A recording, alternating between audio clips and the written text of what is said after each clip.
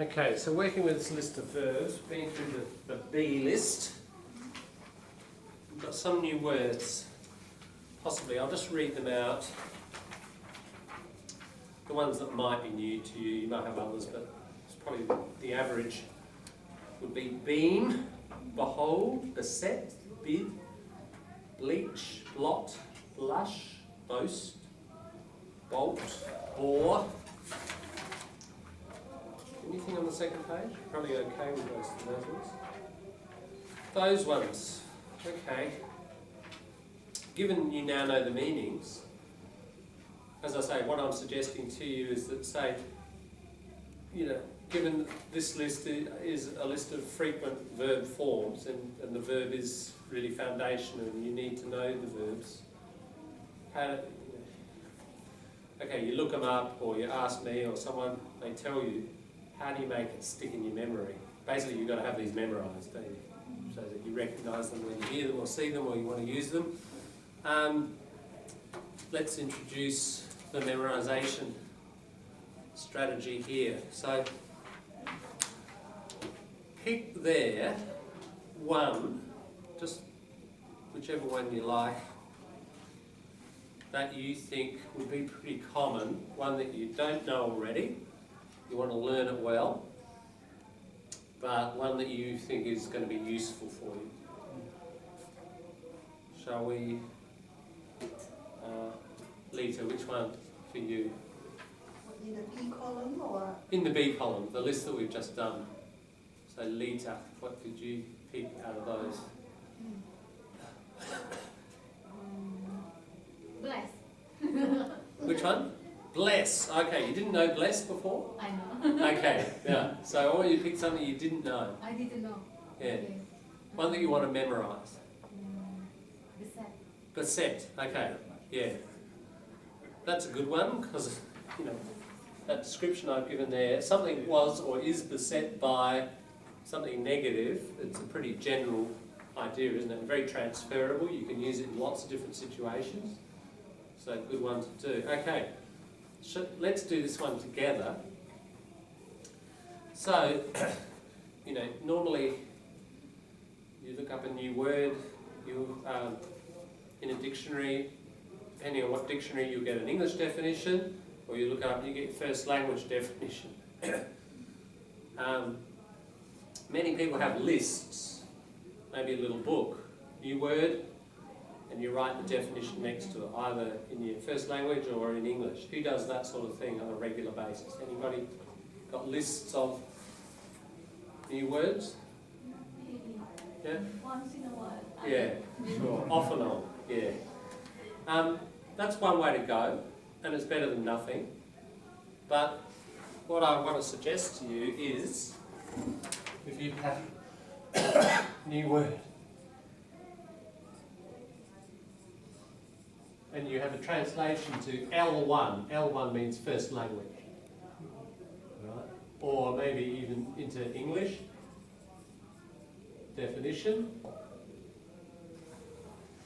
That's okay, but it's only one link, isn't it? If you think of L1 is stored somewhere in part of your brain, probably many parts, but let's just for metaphorical sake say it's one area. So here's this, basically what I'm suggesting is, here's your brain with all the different functions. There are many different functions of your brain. Here's the new word, NW. If you link it to, say that's your first language storage place, L1, you create one link. That's good. Maybe here's your English area. You create another link. That's twice as good, isn't it? Now you've got two connections.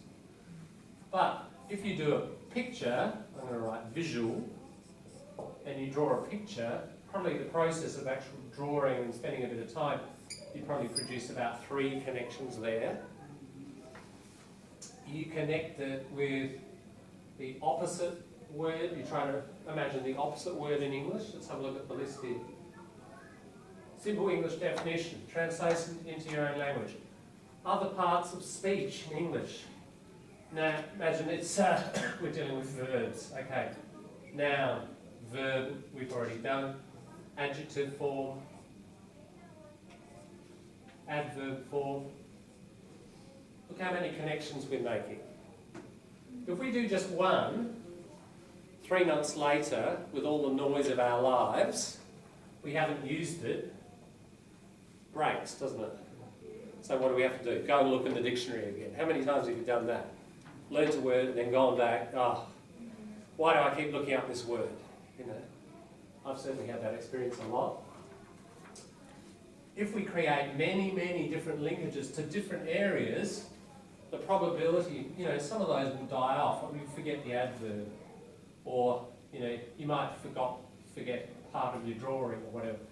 You're still left with lots of connections, aren't you? And especially if they're to different areas of brain activity, the processing you do, many different forms of processing to many different areas. Prefixes, suffixes, roots. So, look at the word. Maybe you can see a prefix, a suffix. James asked that interesting question about a light. Oh, it's connected with a word I already know, which is light. Oh, now I can see why it's a light, because it's about small things landing on things.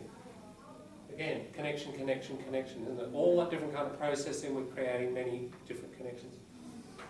English synonyms. Maybe you can think of 3 synonyms. Antonyms, opposites. Over the page, draw a silly picture. Okay, a few connections there. Now, a silly picture, I think, you know, is actually really, really strong, because we've talked, think about our PowerPoints and how much we've noticed visual imagery sticks, doesn't it? I reckon if I asked you to try to remember anybody's PowerPoint here, the thing you'd remember is some, you know, 3 or 4 really kind of dominant slides. And the general idea, but remembering the actual speech is harder, isn't it? We remember the picture. So if you do visual work, every single link is like worth about 10 or 20 of these links. It's pretty important. No matter how bad a drawer, you can't be any worse than me. So just draw using little stick figures or anything, and you're really creating lots of strong connections. Collocations. Again, you might have to go outside of this to just the word. Our collocation website, go and ask just the word, and then we realise, yeah, it's connected in English to these phrases in English. Idioms. Again, you might have to go and look them up, but you realise there are 2 idioms. Sometimes there are none, the idioms. Now, example sentences, well, we'll get onto that a bit later. Let's go back. Let's put this theory, if you understand the principle of this. Probably the first time we do this, it'll take 15, 20 minutes. If you keep doing it, you get faster at these things. I reckon you can get it down to like 5 to 10 minutes per word. Right? So, and you've probably created about 20 different connections. If you do this work on a word, you're very unlikely to forget it. Sure, you've put in that extra time, but it's very well worth it. If you don't do this work, and you have to look up a word 5 to 10 times more, each time a minute of looking up the dictionary, you know, you're going to spend the same amount of time anyway. Why not use the time more effectively and really glue it in your brain now? So let's try it. We'll all work with this word, beset. All right, English definition. Okay, as it says, make up your own, don't copy it from dictionary. So if you go to the Cambridge Learners and you get the definition, don't just copy it out. Why not? Because if you just copy it out, you're not really doing any hard processing, thinking, are you? What you've got to do is get the idea and then try to actively use your own English to express it. That's harder, but it's the old principle, no pain, no gain, yeah? This is all about pain. That whole page is pain, and so is that one. The more pain you put in, the more gain, the more it will stick. So it's a bit more painful. So I've now told you, I think, what it means. You've all got a clear idea of the meaning? All right, try to write that now in just a few words in English. Try that. A simple definition of your own. Something is beset by something.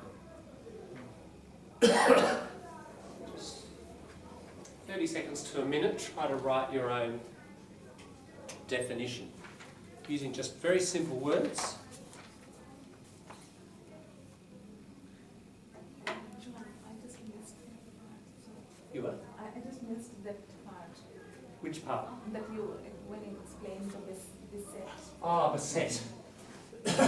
If something is beset by something else, its X is in here. Could be a person or a thing, and it's sort of getting attacked by lots of negative things, by problems.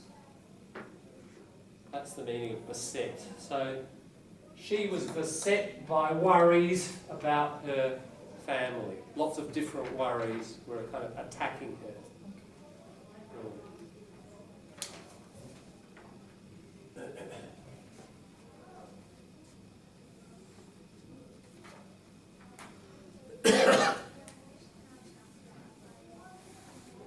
Again, if you need to use a dictionary, do, but kind of read it and then almost shut down the web page and then try to write it yourself. The more independent, the better the process.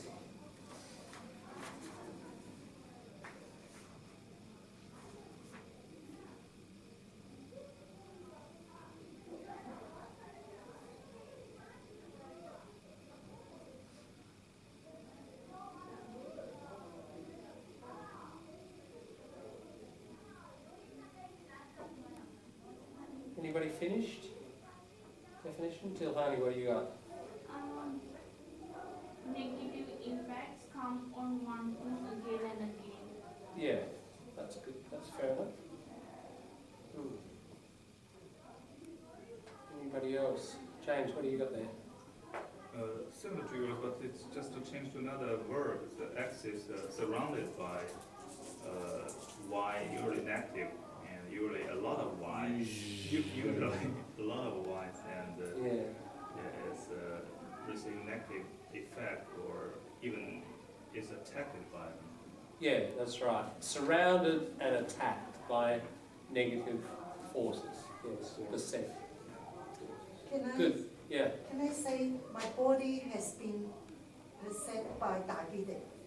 By diabetes. Can I say that? Yeah, I guess because diabetes has got several. Yeah. It can't be just one thing. It has to be like several. Yeah, But I guess diabetes causing has the got eyes, several the symptoms, leg, hasn't it? the Yeah. body. Yeah. No, you could. You could use it about sicknesses, absolutely. Health problems. Good. All right. Now, translation into your native language. So we've made one connection across here to English. Now, to L1, your native language. What's the word, or it might be a phrase. It may I not be mean, we one write word. in Chinese or? Absolutely. Yeah, yeah. Okay. Very happy with that.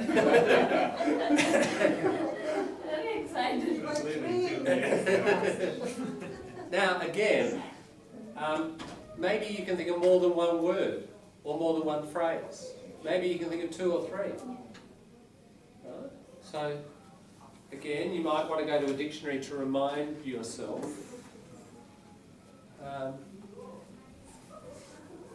Hi, Nimika, we're doing a little bit of memorization of words here. And we're using our verb list. And we're working with this word, beset.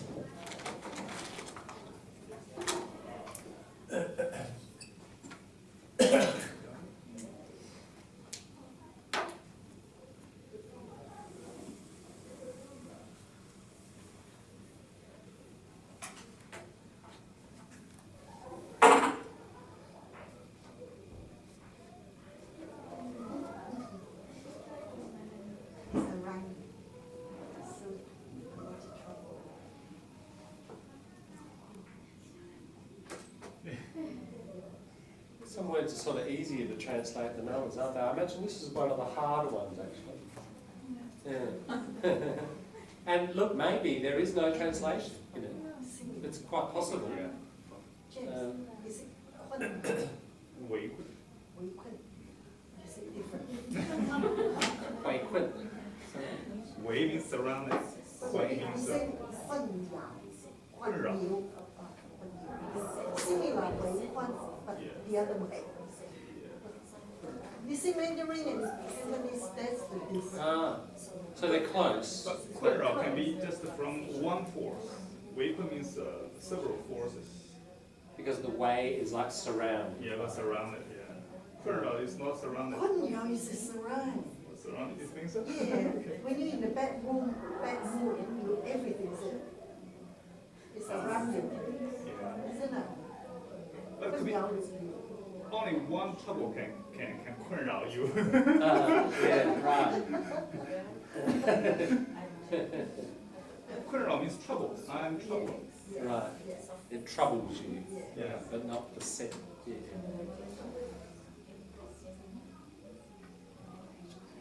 Okay, you managed to translate that one into something? Okay, if you can't get it exact, get the nearest thing, you know. There's no ultimately right or wrong answer here. Look, a key thing about this, it's not so much the product as the process, isn't it? The key about this is doing this processing work. If you translate and it's not quite accurate, it doesn't really matter. It's what your brain has done. I mean, the ultimate purpose of this is not to remember that, it's to remember this. So the processing, even if you're slightly wrong, it's not a huge problem. So I think a key thing is to kind of relax about this whole process. If you're more relaxed, your memory will work better anyway. Alright, other parts of speech. This is a tricky one for this particular word. Is there a noun form? Can we have besettation? Besetment? Never heard of them. Besetting? Perhaps. You could do a gerund. Besetting. But I've never even seen besetting. We just don't use a noun form. besetment. Besetment and besetter. Yeah. Besetment, really? Yeah, they do it here. Besetment is a noun. Besetment, okay. Besetter. Besetter? Yeah, Right. yeah. Besetter, alright. Which dictionary is this? I don't know, just Google. Reference.com, yeah. Alright. I call besetment is a noun. Yeah, besetment, alright. I've never heard of it. Very rare animal. But there you go, put it in.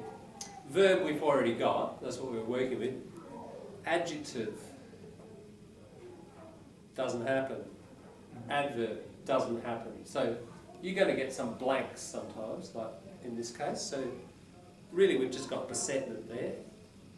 But again, adjective. Have we got an adjective? You go to the dictionary, you look it up. It's all processing, isn't it? If we end up with a zero, it doesn't matter. Besetting is adjective.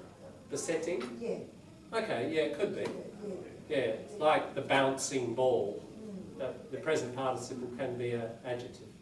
Besetting, fair enough. Prefixes, suffixes, roots. Well, yeah, there is here. That b is a Germanic. It's not a Latin root, it's Germanic. Benighted, besotted, beset. It's like a sort of it expresses a passive. Yeah, passive. Yeah. It's a kind of it shows there's a passive. So in other words, this thing, and it's not active, but these things are acting on it. So that be, that's what I would write for this one under the prefix. Be, and it means it's a passive. Just write that in there. Suffix, there's no suffix. The root is set.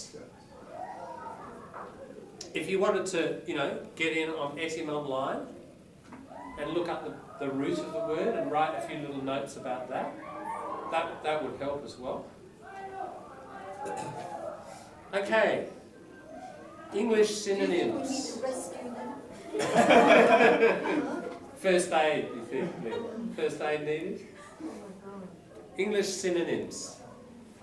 Synonyms. Agonize.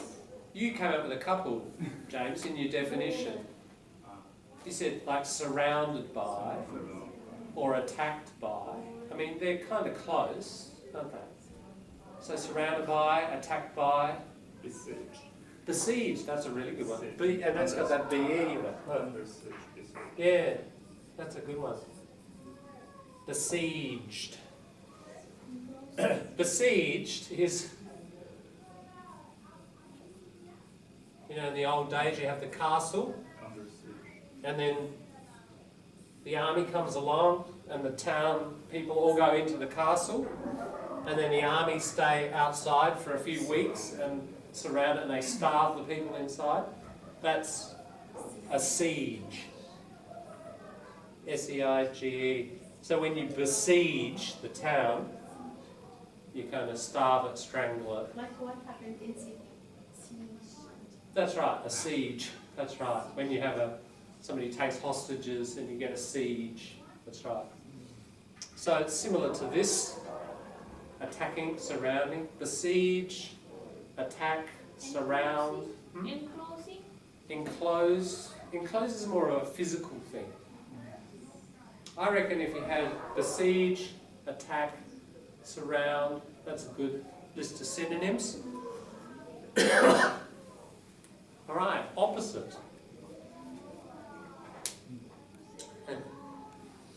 Light and bright. Hey? Opposites of light and bright. Light. And bright. That's about light and darkness. Excuse me. I don't know if it's about light and darkness. It's about, okay, closing in and sort of strangling something, and what's that? It's like release, isn't it? Or, okay, troubles are besetting you, but then the troubles stop. How do you express that?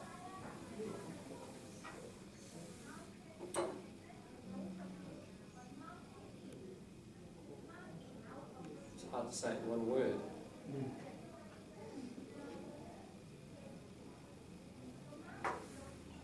You could put release, relieve.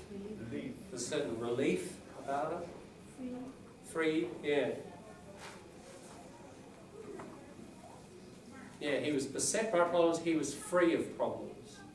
That's a good one. Free works well. Liberated.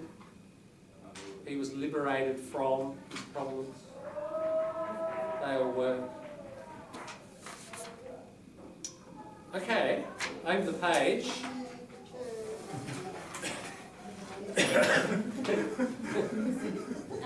Yeah. Yeah, that's good. Look, it can be that simple. But what yeah, if it's like that, it's a bit abstract.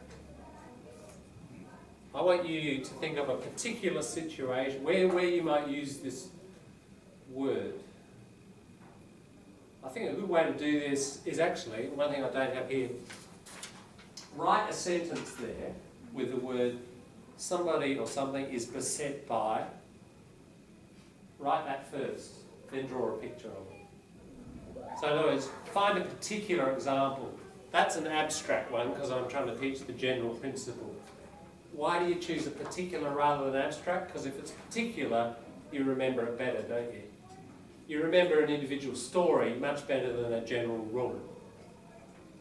So first thing to do is invent a little story.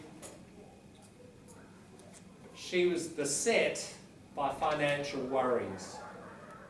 Something like that. All right, and then I would draw a picture of this woman kind of sitting there and all these dollar sort of arrows coming in at her head. And they're sort of showing how worried she was. Can I say my mind beset by depression? Yeah. My mind was beset by depression. Yeah. Like What you- headache or migraine. Yeah. Is that right? Yeah. Okay. Yeah. You missed one word. Yes. Beset. One month is it? You want You need an is or a was, that's right. was. Because it's a passive. Not Was you, beset not by, is beset by. Another was. I was. Or besetted or just beset. Beset. Beset. Past tense is just beset, it stays. All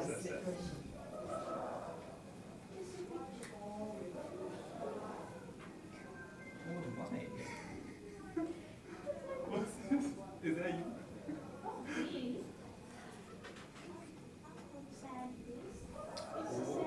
Where is the smile? Who's sad because she is beset Ah, by I get it. financial worries. Yeah, so you look at upside down.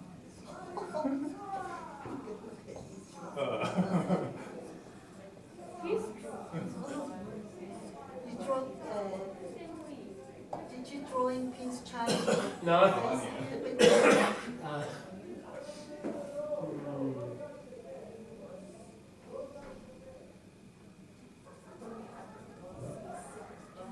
Don't ever, it's the second.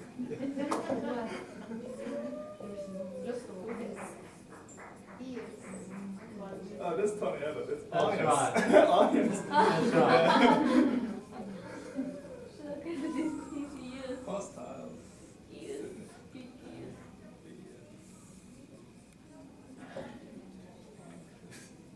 Light turned. Okay.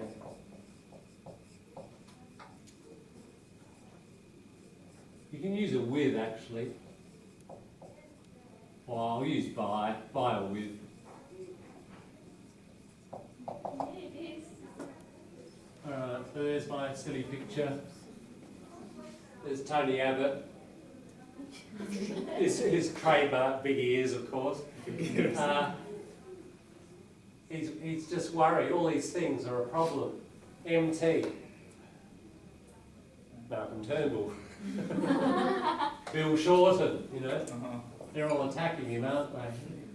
Hostile Senate. You can't get things through the Senate. The budget failure. The 2012 terrible budget.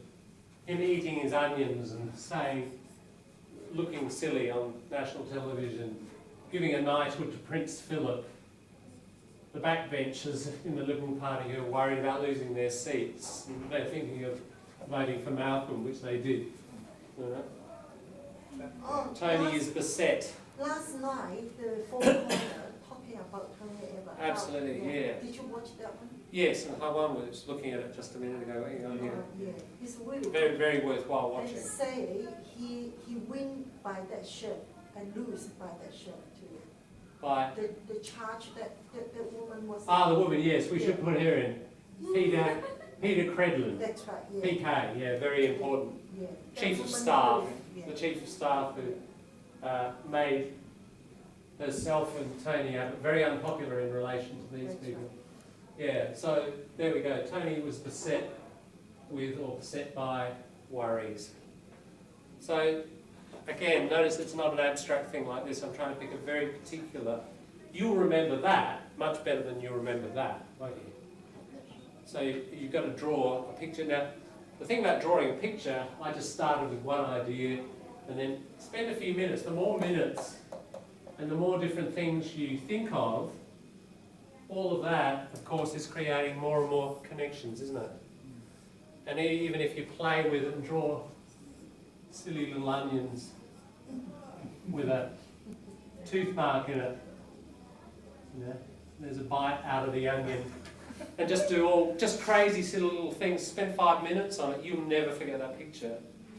And you probably looks like an apple, doesn't it? At the end, we will do the onion. And keep going, you know, keep adding from your knowledge of Tony Abbott. Everything you do, every little detail you add, cements the picture, cements the memory of the word. All right, have you got a picture? Go for it.